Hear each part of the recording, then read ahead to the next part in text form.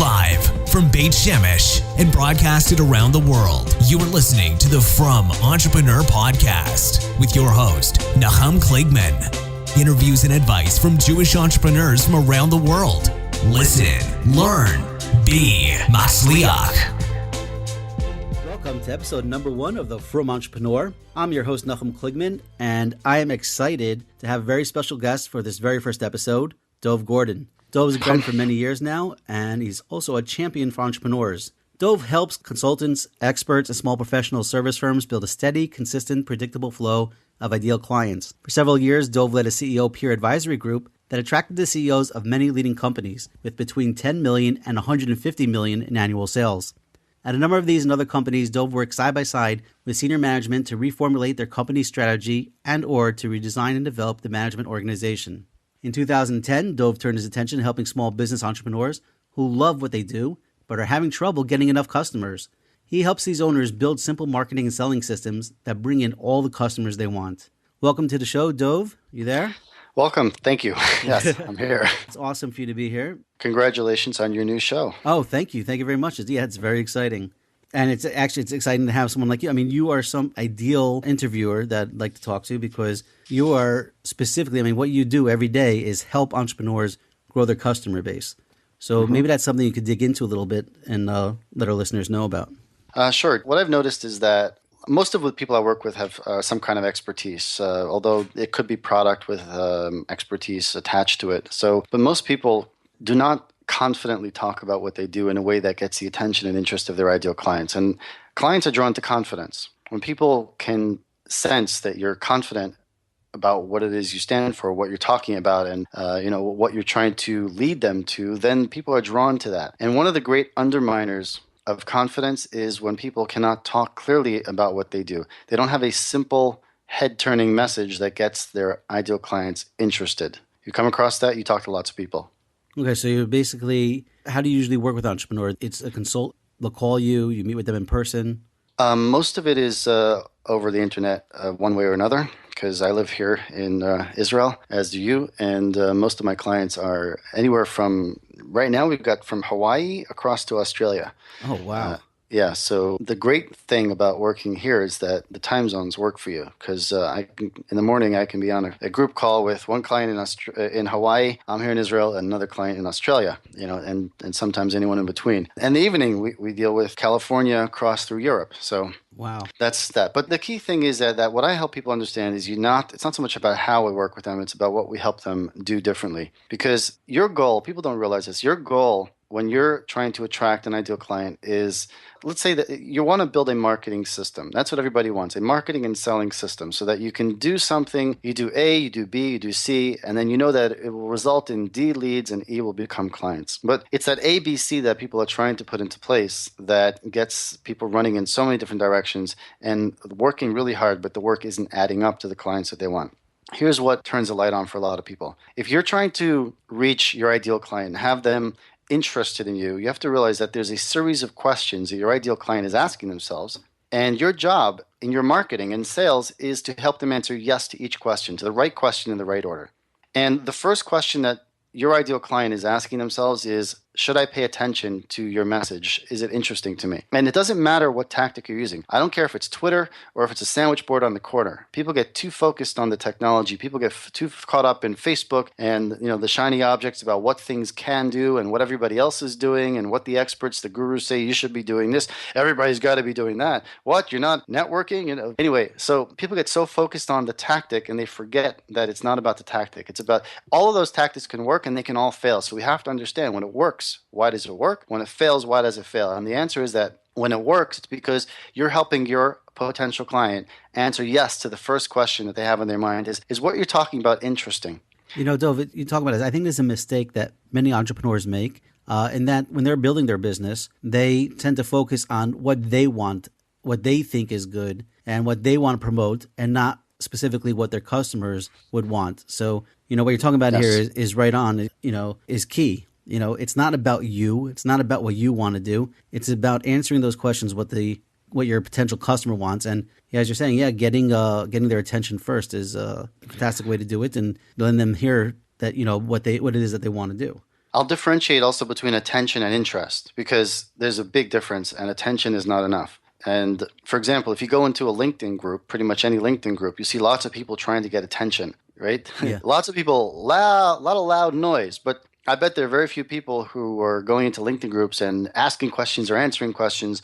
You see, there must be somebody out there teaching. If you want to get clients, go into a LinkedIn group and ask questions. And there must be someone else out there teaching. If you want to get clients, go into a LinkedIn group and answer questions. So you have all these people who are asking questions that never needed to be asked because they're just, to make hot air. And then because they're trying to gain attention. Right. And there are people who are who are answering those questions because the poor souls can't tell the difference between a question that was asked for a real reason or not. And the only people who are not noticing is their potential clients they're each trying to reach, because the potential client pokes their head in the LinkedIn group and asks themselves, is this interesting? No, I'm out of here, right? But that's because people don't understand the difference between attention and interest. A lot of things will get your attention. A loud noise, a funny joke, a tragic story, all these things will get your attention. If someone sends you a YouTube video with two dogs eating with a fork and a knife, right? Did you get that one? Oh, yeah, I saw that. It was fantastic. Yeah, right. So it got your attention, but it didn't get your interest. I didn't see that one. There really is a YouTube video like that? Yeah, I'll send it to you. So might get your attention. We'll put it in the show notes for everybody to enjoy. Yeah. That will get your attention for the 3 or 4 minutes, but it's not going to get your interest. Interest changes your path. You're interested in something, it changes your path. So for example, in our job as business owners, as entrepreneurs, that we need to first get someone's attention and then their interest. Because if someone is heading north, they're not necessarily looking for you. If someone is heading north, they come across your AdWords ad, right? Your Facebook post, whatever it might be. And their brain asks the question, should I pay attention? Is it interesting? Okay. They might pay attention for a minute, but as soon as they realize it's not interesting, they go back to where they were going. Our goal is that the brain says, should I pay attention? Yes. Is it interesting? Oh, yes. So instead of going, they change their direction. Now they'll head east in your direction. That's the goal. The first of every marketing, because the first question anybody ever asks themselves is, should I pay attention? Is it interesting? Now, the good news is that there are only 2 things that anyone's ever interested in. And it goes to the point you were bringing up before, right? And this is something that's so simple, but most people never really live this or apply it. The only 2 things that you're interested in, Nachum, that I'm interested in, and that our ideal clients are interested in, is a problem they have and don't want, and or a result they want and don't have. If you can talk to somebody about the problem they have and don't want, and or a result they want and don't have, you will get not just their attention, but their interest. Because that's all anyways they're interested in. And by a result, I mean a change. It could be they want to change something. It could be an experience they want to have. So you help your clients get that message across in their marketing so that their potential customers understand that from their marketing piece. They understand specifically how you're going to help them with what they need. Yes, and this is the kind of thing that's simple but not so easy to do because it goes against our wiring. It goes against our human wiring as we're thinking about things from our perspective.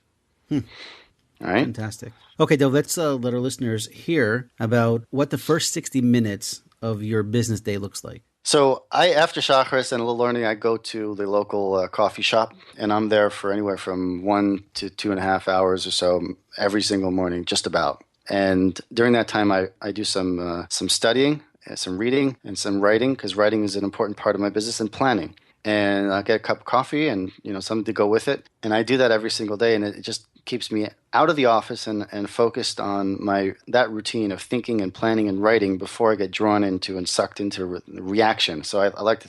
People ask me, why do you hear it all the time? I was going to say, you must have been doing this for years, because I remember years ago, going, I think it was Holy Bagel or something. You would be there with your coffee. Yep, still there.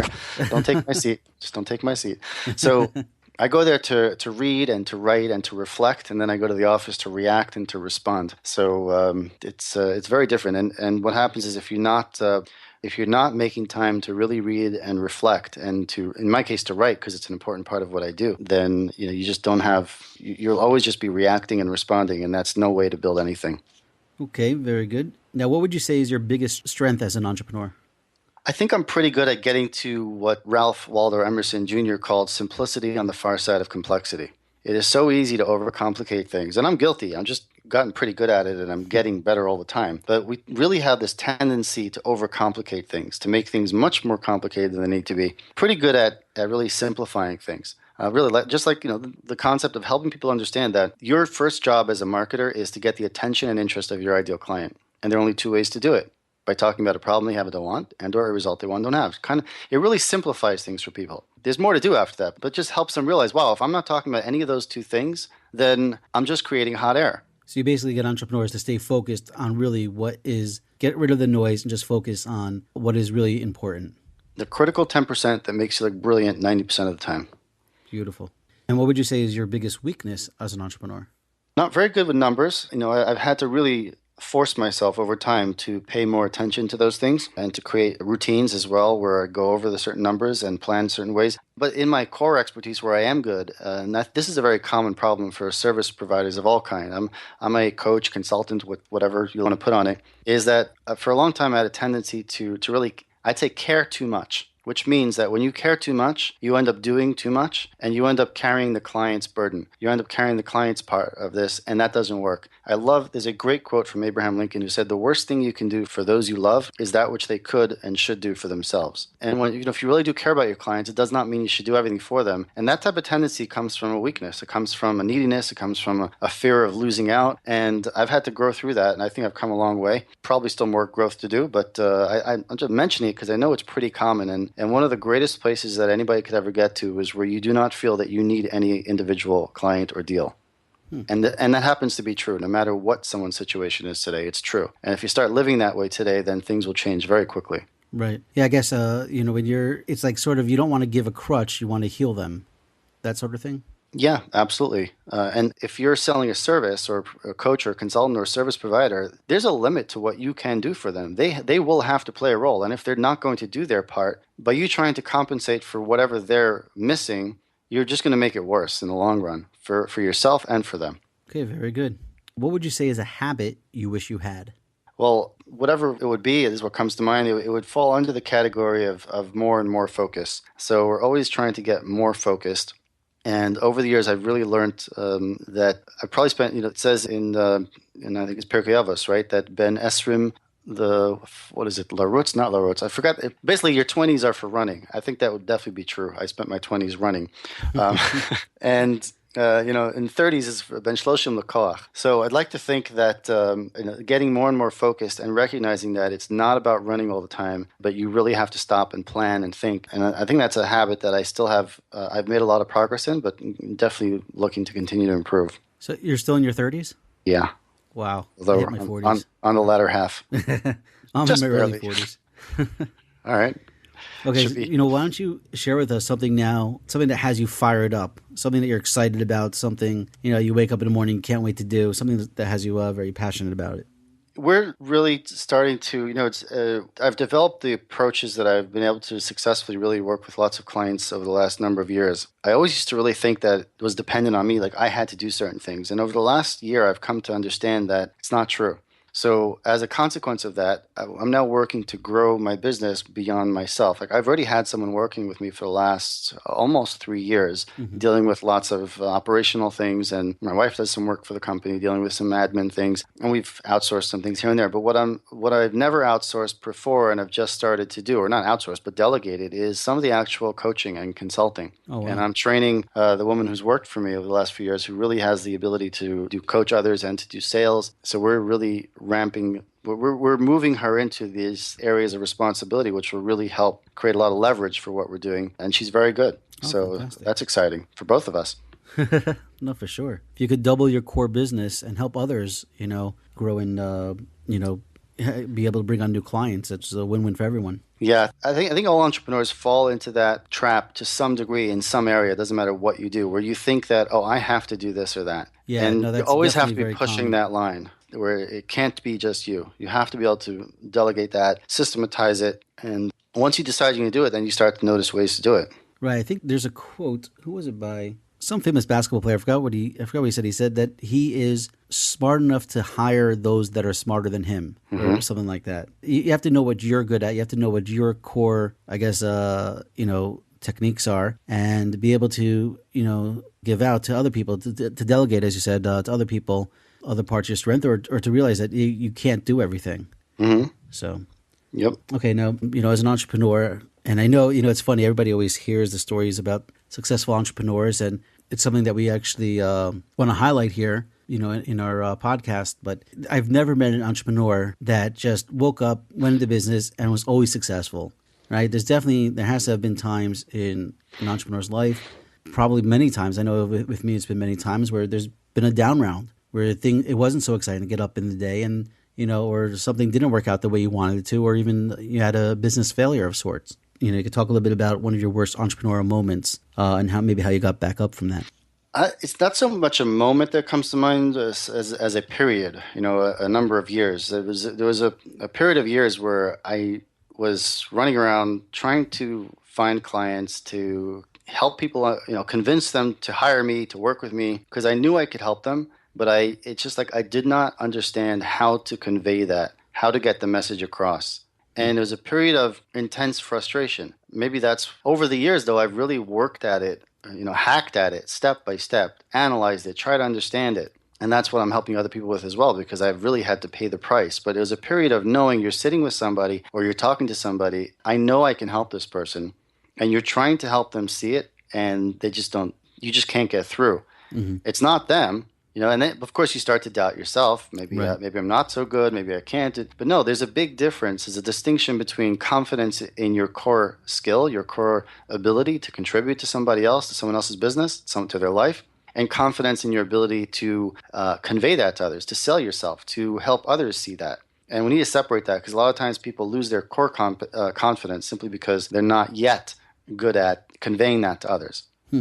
Okay. So basically, you went through a down period where you didn't have that confidence in yourself, but once you're able to build yourself up, get that confidence, realize that you had what to give over to people and that you could help people, that helped you being able to convey it better to your clients and increase your client base. Yeah, and there's always been ups and downs, like you said. So that's like the main period. It's over many years. I'd probably say the first 7-8 years I went through that with the occasional. I had just enough success to stay in the game. Right. You're showing these signs. Just keep at it. Now looking back, there are so many lessons in everything, and there always are. But even since then, when things have turned a corner, still, like, you have disappointments, you have setbacks, and what I've learned to do and continue to learn to do is to how I interpret them. You can interpret that as you lose a client. Oh, it means this, that. No, it just means that it wasn't a good fit, or whatever it was, or you probably shouldn't have started working with him to begin with, and you start to see that you couldn't see before, and you learn from that. So in many ways, I think people need to understand that you're normal. A lot of people just think that they look around and, oh, that person is doing so well, and they think there must be something wrong with them. And it's really not true. The only thing that's wrong with you is that you think that there's something wrong with you. As soon as you realize that you're normal, you can, and that there are just a few insights that the other people have that you still have to gain or to learn, then you can get to work on the few things that will really move you forward. Fantastic. All right, so we talked about, a down period, but, as from Jews, we answer to a higher authority, as they say. Obviously we have siyata d'shmaya, throughout our lives. It's funny, one time when I was starting one of my companies a few years ago, I had a discussion with Rabbi Winston and Rabbi Pinchas Winston, and I asked him, how do I know I'm doing what Hashem wants me to be doing? How do I know that this is the direction Hashem wants me to go in? And the answer to me was that when you see abnormal siyata d'shmaya, you know you're doing what Hashem wants you to be doing. And that's always stuck through with me, and that's really how I gauge in the projects and stuff I move forward with. And it's really, I've had a tremendous amount of siyata d'shmaya. I'm sure everyone has. Why don't you share with us one of your stories of siyata d'shmaya and where you just really saw Hashem winking at you, sort of thing? Again, I'm going to say it's more like a series of, it's that there's always something. There's a little bit of a sign that says just keep going in that direction. Keep going. So, it could be anything. It could be finding, the right employee very quickly. It could be finding for myself the right person to help me. Right coach, right consultant, the right bit of information to train to help me learn what I needed to learn. It could be, showing up at this or that event and meeting somebody who turns out to be, just the right person at the right time. It's a series of things, and I guess you need to learn to just recognize it and go with the flow. Mm-hmm. I'm not instantly thinking of any kind of massive. Maybe that's also important. Is just be able to see in the day-to-day more so than any kind of big. What you're saying is true. Har Sinai. When things are consistently going correct, we tend to think maybe it's us that's getting the credit and something that we did. And it is actually what you're saying. It's good that maybe to reflect in our day, in our business day, say, hey, what siyata d'shmaya that I have today? How, what was some divine providence that Hashem put in my way that made me more successful, or that made my, put me in touch with somebody, or, because you're right. If you keep waiting for those I guess, big Siyata D'Shmaya stories, you may fail to recognize the little ones, which are really not so little. Mm-hmm.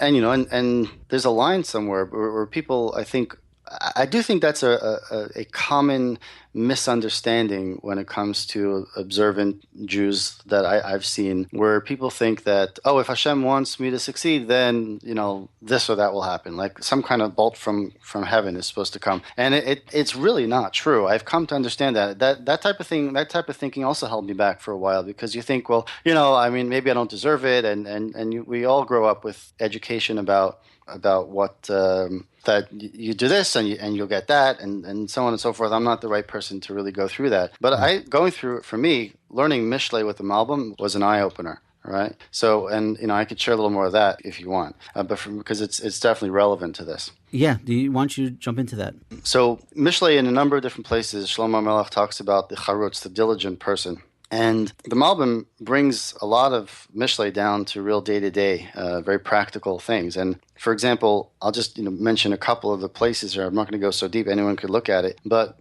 in Mishlei Yud, or chapter 10, verse 4, it says here, Yad charutzim tashir. Rosh osek chafrmiyav Yad charutzim tashir. The person who's trying to deceive others is going to end up poor. The person who's diligent is going to become wealthy. Right? So the Malbim says, Hacharetz shehu hazoraz b'malachta. He's zoraz, he's zealous, or he's speedy. V'osek b'chol hayad u'b'kocho. He does everything he can. He works hard. Yodo ta'ashiroso. Yodo ta'ashiroso. His hand will make him wealthy. Well, no, that kind of, how do you fit that with, your money is, your income is determined, your parnasa is determined every year in Rosh Hashanah?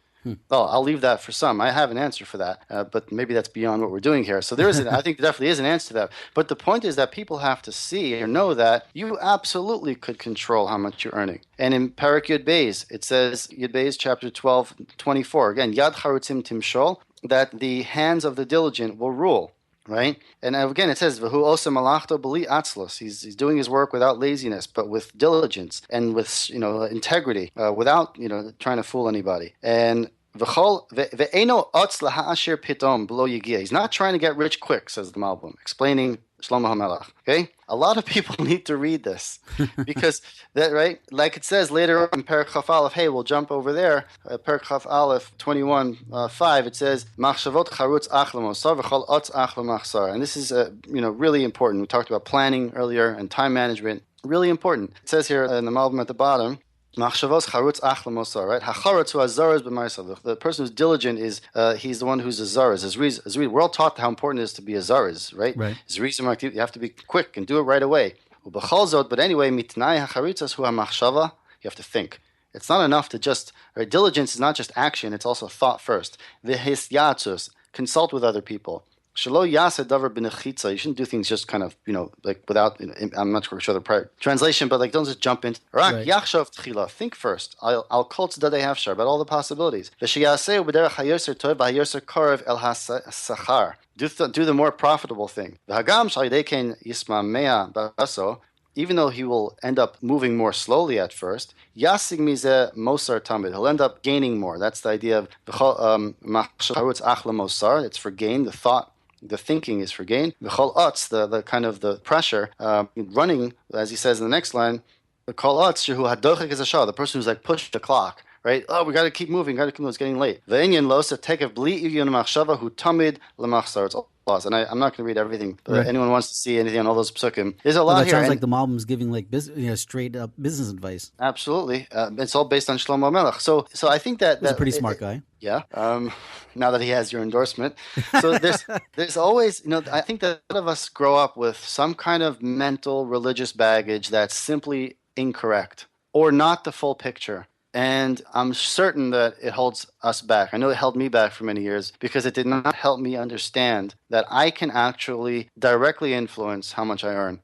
We have a lot more control than we realize. And I just decided that... It goes down to the question of hishtadlus, how much hishtadlus you have to put in, what type of hishtadlus. But, bottom line is you could be diligent and you could get advice and you could do everything you're supposed to be doing and try to build your slowly, and you could still end up failing. For whatever reasons, Hashem doesn't want it to work. But I think what you're saying is that if you got to, this is part of your hishtadlus. If you want to do hishtadlus, you want to be matzliach, you got to put in the right proper efforts. You can't just go and jump in and do things crazily and hope that they'll succeed. Here's what I realized, okay? I realized two things. I don't care anybody after Shlomo Melech who came up with who says whatever they say. I'm not here to argue with anybody.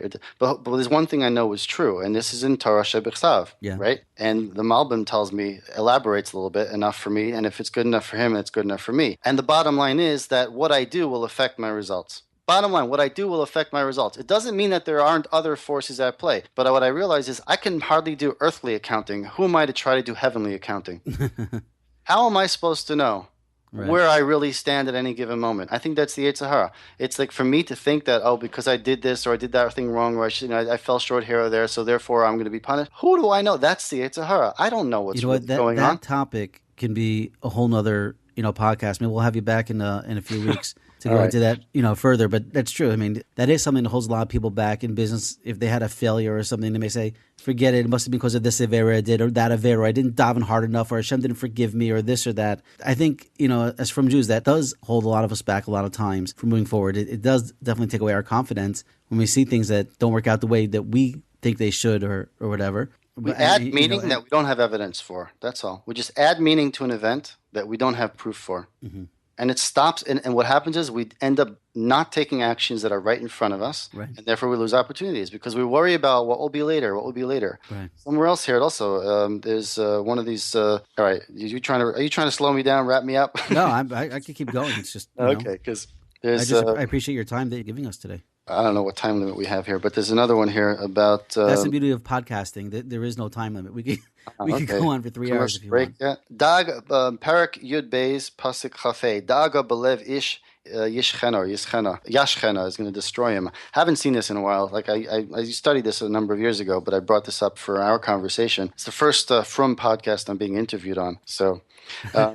But it also talk about worry, and see the Malbim over there as well. I'm not going to go through it now, but people go read it. Go learn through Mishlei with the Malbim for practical day-to-day advice. Okay, and on my website, which is dovgordon.net, there's an article called, I forgot what it's called, but if you search for Dov Gordon, D-O-V-G-O-R-D-O-N. I'll link to it in the show notes. So okay, and total focus. There's 3 things that anyone ever has to know, and it connects directly to what you're talking about. There's only 3 things you have to know at any given time. Number 1, you need to know your end result. Where do you want to end up? What kind of business do you want to have? What will it do for you? What kind of lifestyle do you want to have? What does that look like? Kind of get that end result clear. To a degree, it doesn't have to be perfectly clear. Nobody will ever know perfectly where exactly, but certain criteria. I want to be earning this amount. I want to be doing this kind of work. I want to have this, working not more than these number of hours, and so on and so forth. I don't want to be doing this kind of thing. I want to have this kind of team. Get those things clear. Most people are really unclear about that. And we're not going to go into that. It's another conversation as well. Right. The second thing you have to know is your very next step. You just have to know the very next step. The next step, which could be as small as, I don't know what to do, so I'm going to email this person and say, hey, I don't know what to do. You have any ideas, or can you talk to me, or can we think, or make a phone call, or I should call. It's the very next step. What happens is we get stuck because we're worrying about, well, I know I could take that next small step, but what will I do if it's step 2, step 3, step 4? What will I do then? How will I handle that? No, that is a case where that's you trying to do God's work. And that's a big mistake that we make. We're not doing what's right in front of us, which is our job, because we're worried about the outcomes, which is God's work. We can't control the outcomes. Right. So again, it just fits very well with Mishlei and the Malbim. And the third thing we need to know is, how do you want to be as a person? So you get that picture. First thing is, how do you get a picture of the person you want to be? How do you want to be? Now watch that person. If you want to be running $1 billion corporation, right? And today you're kind of having trouble making the bills, right? So see that person. Because how does that person handle stress? How does that person handle difficult conversations? How does that person balance family and business? Watch that person in your mind. Just kind of. We're going to interview billionaires to get those answers. Okay, I'll listen. Hopefully. But I think that most of us can kind of imagine that, right? Or it doesn't have to. Like, where do you want to be? Just see their own picture where they want to be. Right. And how do I need to be as a person to naturally fit in that picture, and then start being that way today? If a person is clear on those 3 things. Your ultimate destination, your very next small step, and how you want to be as a person in order to fit in that picture, you don't have to know anything else. Everything else is out of our control. That's the kind of thing that we leave, that's the heavenly accounting that we can't see, we can't control.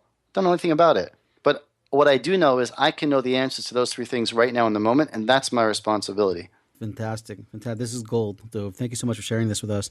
We're going to just do a couple quick questions where the answers will be 30 seconds or less. We're going to get a tzedakah plug from you, which is something we're going to do with all our interviewees that they get to plug a tzedakah organization. But first, so let's just 30 seconds or less. What is the best advice you've ever received? Focus on mastery. Don't try to do everything and don't try to become good at everything. See where you're strong and build your business around your strengths, whatever it is that you do. And focus on mastering it, because mastery is something that few people ever really get to, and they pulled in too many different directions instead of mastering a few things that can make a big difference. Okay, fantastic. Share one of your personal habits that contributes to your success. I'd say it goes back to what we talked about earlier, the planning every day, where I spend some time planning. I used to think planning was a waste of time. I now understand that you can probably plan up to half your time and it's not a waste. Well, I don't even think people know how to plan. Entrepreneurs. I think they just wake true. up and they go, they answer their emails and they make phone calls and they do this, they do that. But I don't think, again, we could talk for hours, maybe set up another podcast just about planning, but you're saying that's an important part of your business day. Yes, we can definitely have another long conversation about that, but I'll just throw out one bit here. Most people are looking to change something, and the problem is that if the change you want is not clearer than the path that you're on, you're going to stay on the path that you're on. And if the change that you want, you look at that picture, where do you ultimately want to end up? Is it a place where you're much more planned out, more structured, systematic? Then your very next step is like, okay, I need to take a step in that direction, because the person I need to be, going back to those 3 points, is somebody who is more planned out. And now where can I become more of a planner, right? How can I learn that? And just take that next step. Is that something you help people do as part of your consulting? It's something that we do, not for planning for its own sake, but insofar as building a consistent flow of ideal clients. So there's a part of that. It's subservient to the goal. Or the goal is the ideal clients or a consistent flow of clients. And the planning is well, okay, what's the process? What's the system that we're going to put into place? And what does that look like? Okay. Now share a resource like Evernote or any other type of program or something that you use that can be beneficial to our listeners. So I do like Evernote. I use it all the time. A few months back, I started using Wrike for project management, WRIKE.com. And that I found to be a very good use. That's also the kind of thing that you have to either be handed a process or kind of figure it out along the way, or a combination of them, which is what worked for me. And that really helps you keep focused on your priorities and your next steps, and together with your team if you're working with a team. Okay, we're going to check that out. Again, these links will be in the show notes, so you'll be able to, you don't have to stop the car and pull over. You'll be able to access them later. What book would you recommend to our listeners and why? I'd recommend Mishlei. Definitely recommend Mishlei. And I'd recommend a book by Ryan Holiday called The Obstacle is the Way. Because once again, as I said earlier, so many people think that, there must be something wrong with me. All those other people, they have this, they have that. This book really helps you see that all those other people who you think have something you don't have, no, they had the same frustrations and challenges that you have, but the way they viewed it, the way they thought about it, and therefore what they did about it was completely different. And The Obstacle is the Way is a really short and excellent book. I think it should be required reading in every high school. That was great. Okay, we're going to end up now with our last part of the show, and that is a tzedakah or charity you support that you're pro. What is it? Why is it important to you? And then we'll wrap up.